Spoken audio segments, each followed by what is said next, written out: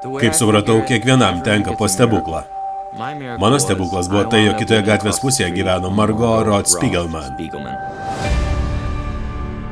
Ji buvo neabejotinai pats gražiausias iš visų Dievo kūrinių.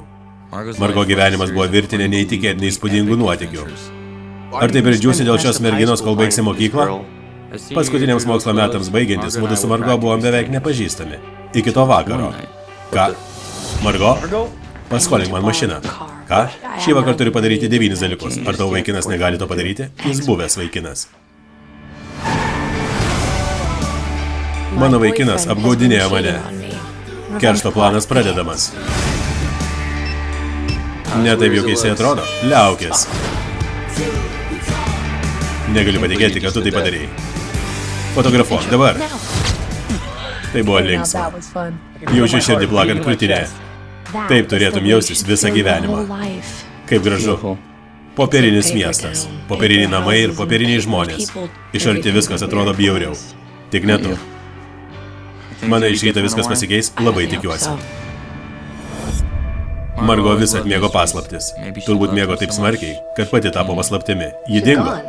Kada paskutinį sykį matei Margot? Šią naktį buvai su ja. Tai kažką reiškia. Kažkas Margot lange. Jį paliko užuominas lyg duonos trupinius. Kažką radau. Regis jį tau siunčia žinią. Suras mane. Įžengęs į popierinius miestus, nebegrįši atgal. Numanau, kuri gali būti. Važiuosiu su tavimi. Jei važiuoja, aš irgi. Surizikuok, spjauk į atsargumą. Galbūt ant tai nuolat mėginat man pasakyti. Ką galiu pasakyti, aš vykdau misiją.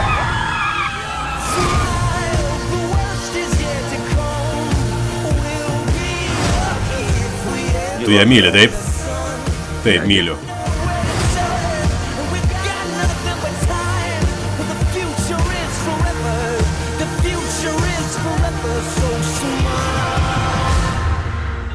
Visiems tenka po stebuklą. Mano stebuklas Margot Rod Spiegelman. Popieriniai miestai. Greitai.